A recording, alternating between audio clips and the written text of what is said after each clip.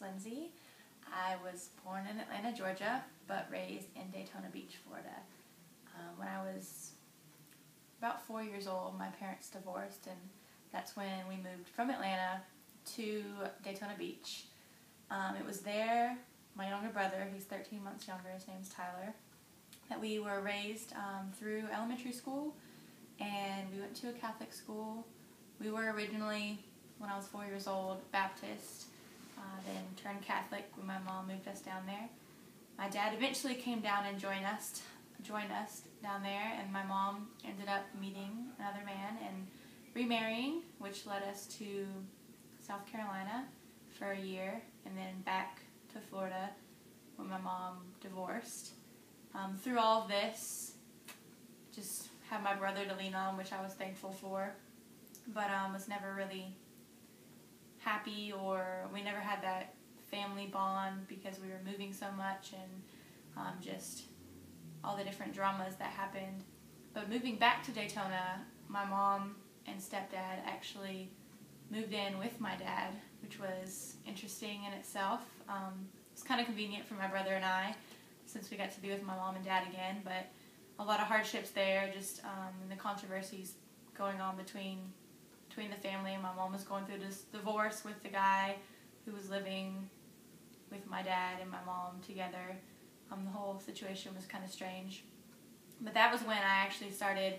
I was back during that time at the Catholic school that I had been at, and the class was pretty small that I was in, but students there didn't necessarily have a loving heart. It was really hard for me to adjust going back there. I just felt very lonely, very depressed. My brother was also with me and feeling the same types of feelings, and the two of us once again kind of connected and helped each other through the situation. And at this time, we also had our youngest brother, who was through my mom's second marriage, and he was just a baby, so he doesn't really remember anything that happened. But after that, my mom remarried again, and this time we moved to Warner Robins, Georgia. And this was the summer before my freshman year of high school. And as you can imagine, moving from Daytona Beach, Florida to Warner Robins, Georgia was a really big issue for me. I kind of agreed and went along with my mom and said, okay, we'll move, but I was not happy at all because I did not know what was in Warner Robins. I had never really heard much about Warner Robins. I knew my grandparents lived there, but all I knew they had was like a Chuck E. Cheese and a McDonald's, and that's only from what I remember coming as a kid. So anyways, I go through this summer just hating life, hating my mom, hating my new stepdad, who I didn't really even know at the time. Living this summer with just my brothers because I didn't know anyone. School hadn't started yet. We moved like in June, in the beginning of summer. Eventually school started. I started hanging out with not really the wrong crowd, but just the kind of so-so crowd that didn't really have any type of goal or really anything at all. Eventually I did start hanging out with the wrong crowd, the crowd that lied to their parents. I got caught up in all of that. My sophomore year, I ended up being grounded a lot and missing out a lot in high school. And it wasn't until my junior, the end of my sophomore year, that my mom found a church called Friendship Baptist Church. And since there was nothing to do in Warner Robins, I thought, what the heck, let's go to church. There's nothing else to do. So I started going, and for the first time, from being Catholic and Baptist and a little while in South Carolina we were Methodist, finally we started going to this church, and I felt loved and welcomed, and I felt like I was part of a family, a functional family, not a broken family that kept moving and divorcing and remarrying. And I finally just felt a part, and I became really active in the youth group, went on different camp trips, mission trips, and eventually my junior year of high school we had a revival at my church, and it was there that I finally allowed the Lord to speak into my life. And before then, I believed in God. I knew there was a God. I didn't have a relationship with Him. I felt alone. I was scared to die. I didn't know what would happen to me if I died, but I never really cared to look into it. I just kind of wallowed in my own self-pity. And it was during this revival that I realized that I did not know Jesus. If I did die, I probably wouldn't go to heaven. as far as I knew. And so it was that day that I accepted Christ into my life. I admitted that I was a sinner. I asked him to forgive me for my sins, and I welcomed him into my life to lead me and guide me through the rest of me living on this earth. And since that day, life has been 10 million times better than the happiest day of me not knowing Christ. I mean, obviously I've had my ups and downs, but from that point, my senior year of high school, I felt the Lord leading me to the city of Atlanta again. When I originally lived here, we lived in Cumming, so it really wasn't downtown Atlanta to begin with.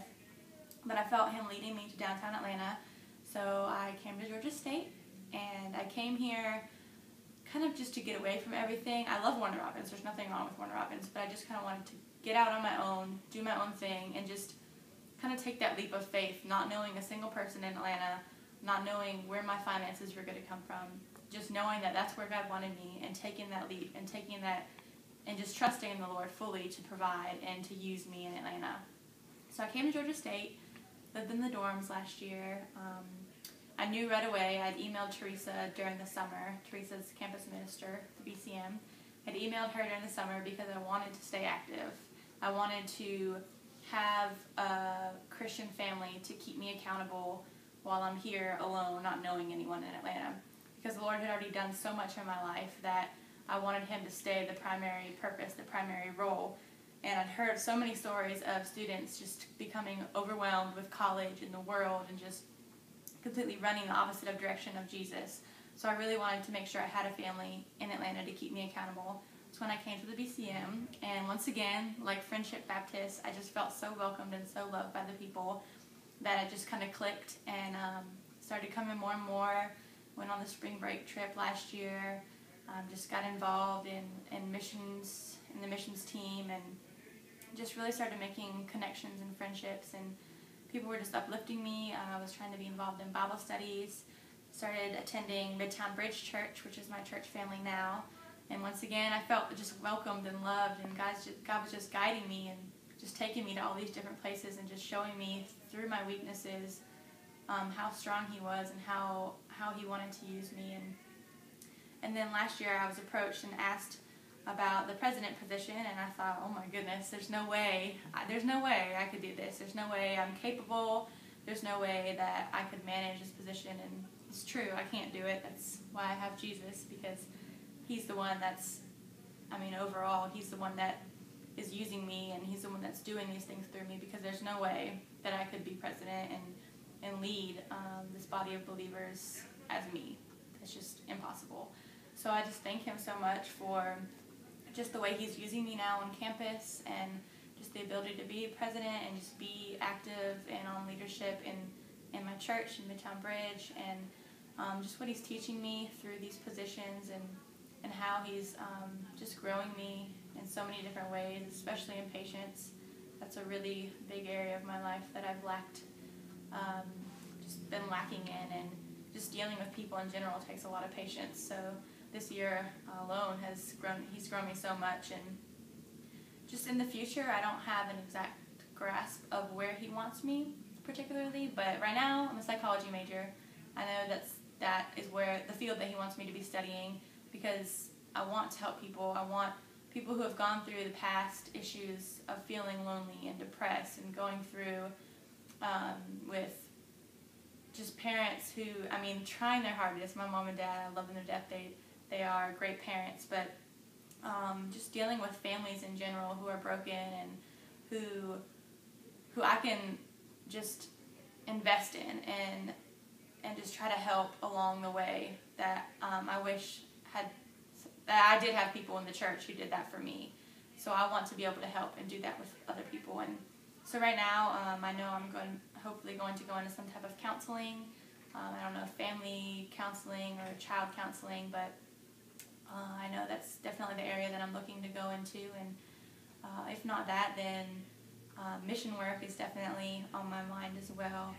I'm not sure exactly where, but I went to Haiti last summer, and it was life-changing, and I would love to go back there again. So he might have that in my future, but I don't really need to know right now, because I know it's all in God's hands, and he's provided for me financially and spiritually and relationship-wise, and just everywhere of my life so fully up until now, and he's just so loving and so kind, and he just wants the best for each of us, and I know that his plan is far greater than my own, so I'm excited for the future and what his plans are to use me for, and I just thank him every day for saving me and for showing me the life that I can have in him, and just that he died for me and my sins, and there's nothing I can do to make myself worthy of God, but through him I have been saved, and I know that when I die I'm going to heaven to meet God, to meet Jesus, and